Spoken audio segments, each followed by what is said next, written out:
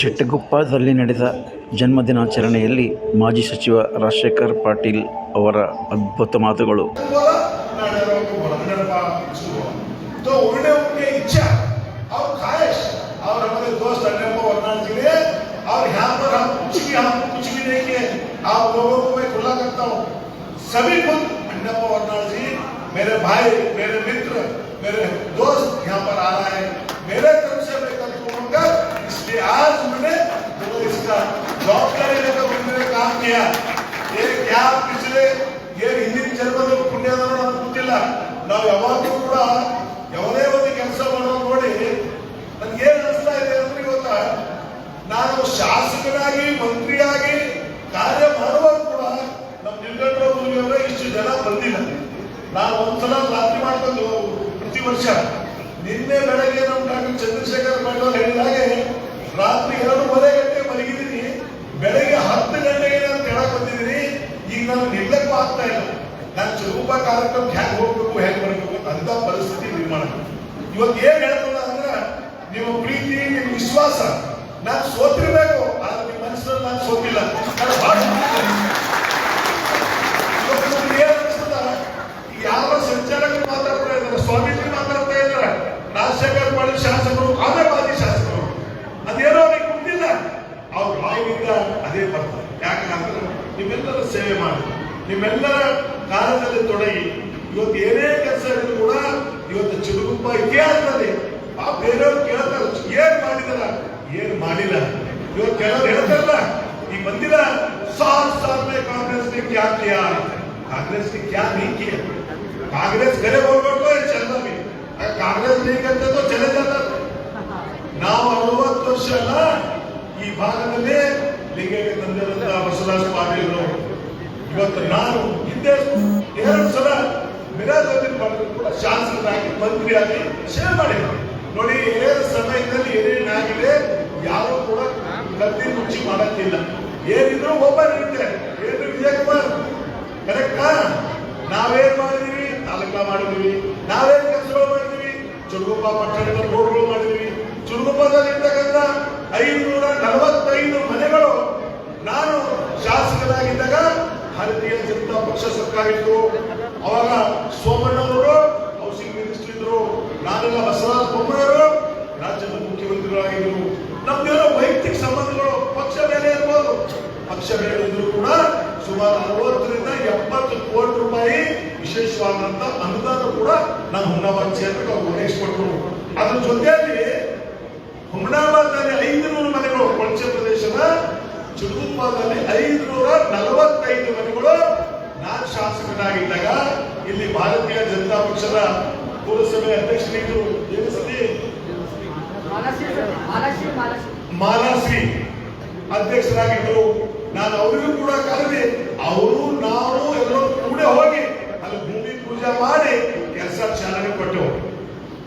ಈ ಮುಂದೆ ಬಂದವರು ಏನ್ ಮಾಡ್ಬೇಕು ಹೇಳ್ರಿ, ಹೊಸದಾಗಿದ್ದು 500 5,000 ನಾನು ಅಭಿನಂದಿಸ್ತೀನಿ. ಅದು ಬಿಟ್ಟು ರಾಜಶೇಖರ್ ಪಾಟೀಲ್ ಪ್ರತಿ ಪೂಜಾ ಮಾಡಿ, ಕುದುರೆ ಪೂಜಾ ಮಾಡಿ ಕೆಲಸ ಚಾಲು ಮಾಡಿ, ಇವು ದೊಡ್ಡ ಕೆಲಸ ಏನು ಅಂದ್ರೆ ಅದಕ್ಕಿಂತ ಕುದುರೆ ಪೂಜಾ ಮಾಡಿ ನಾ ಮಾಡಿದ್ರಿ. ನೋಡಿ, ಜನರಿಗಾಗಿ ಕೂಡ ನಾವು ತಪ್ಪು ದಾರಿ ಕೂಡ ಜನ ಹೋಗಲ್ಲ. ಹುಮ್ನಾಬಾದಲ್ಲಿ 500 ಮನೆ ಜನ ಹೇಳ್ತಾರೆ, ಯಾಕೆ ತಂದಿದ್ದೀರಪ್ಪ ರಾಜಶೇಖರ್ ಪಾಟೀಲ್ ಅಂದ್ರೆ.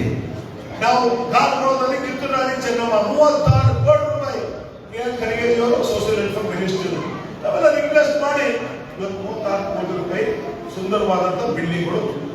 ಏನು ಅವ್ರ ಗೌರ್ಮೆಂಟ್ ಇತ್ತು, ಇವ್ರ ಗೌರ್ಮೆಂಟ್ ಬಂದು ಈಗ ನೀವು ಯಾವ ಗೌರ್ಮೆಂಟ್ ಕೆಲಸ ಮಾಡತ್ತೀರಿ? ಸಿದ್ದರಾಮಯ್ಯ ಸರ್ಕಾರ ನುಡಿದಂತೆ ಏನು ಕಲ್ಯಾಣ ಕರ್ನಾಟಕ, ಹೈದರಾಬಾದ್ ಕರ್ನಾಟಕ ಅಂತ ಹೇಳ್ತಾ ಇದೀವಿ.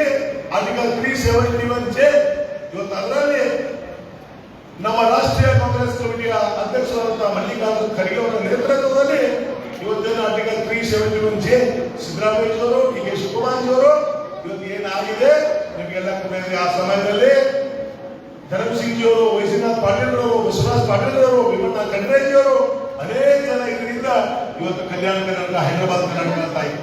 ಇವತ್ತು ಅವ್ರು ನೋಡ್ತಾ ಇದ್ದೀವಿ, ಇವತ್ತು ಕಲ್ಯಾಣ ಕರ್ನಾಟಕದಲ್ಲಿ 5,000 ಕೋಟಿ ರೂಪಾಯಿ ಈ ರಾಜ್ಯಕ್ಕೆ, ಇಲ್ಲಿ ನಮ್ಮ 7 ಜಿಲ್ಲೆಗಳಿಗೆ 5,000 ಕೋಟಿ ಸಿಗ್ತಾ ಇದೆ. ಇವತ್ತು 5,000 ಕೋಟಿ ಸಿಗ್ತಾ ಇದೆ. ನಾನು ಶಾಸಕನಾಗಿದ್ದಾಗ 20ರಿಂದ 25 ಕೋಟಿವರೆಗೆ ದುಡ್ಡು.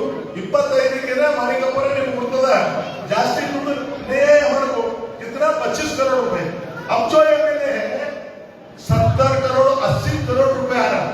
70 करोड़ 80 करोड़ का किधर है, 25 करोड़ का किधर है. अब 25 करोड़ में हमने काम कितना करे, अब 80 करोड़ में काम किधर जा रहा. तो वो क्या बोल रहे मालूम है, सोने का रेट कैसा है. अरे सोने का रेट कैसा है. बाप तो इसके जमाने में सोना कम था ना, अब 1,40,50,000 हो गया. तो सोने के रेट के ऊपर एमएलए का काम चलता क्या? नहीं होता, ऐसा नहीं.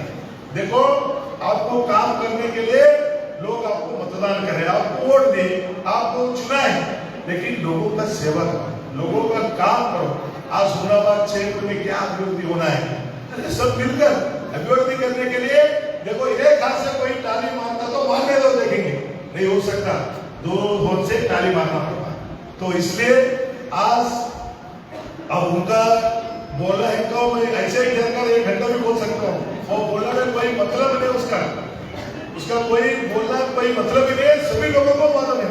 आज हमारे विधान परिषद के सदस्य डॉक्टर साहब कुछ बोले, आपके सामने रखे, आज लोगों का हालत कैसा है. आज कसम से बोलता हूँ मैं, आज हुमनाबाद क्षेत्र का हालत, हमारे पुलिस अधिकारियों को मैं बोलना चाहता हूँ, आज घर घर में शराब छोड़ो, शराब पिलाने के लिए ये लोगों का बड़ा योगदान है. अभी कौन सा तो कार्यक्रम रहता ना, वो बच्चों को शराब पिलाना, गाली गलौज करना, वो कुछ तो करना. ऐसा कर पूरा हुमनाबाद क्षेत्र पूरा बर्बाद कर. लेकिन मैं आप लोगों को विनती करता हूँ, चुरगुप्पा के लोग बहुत ही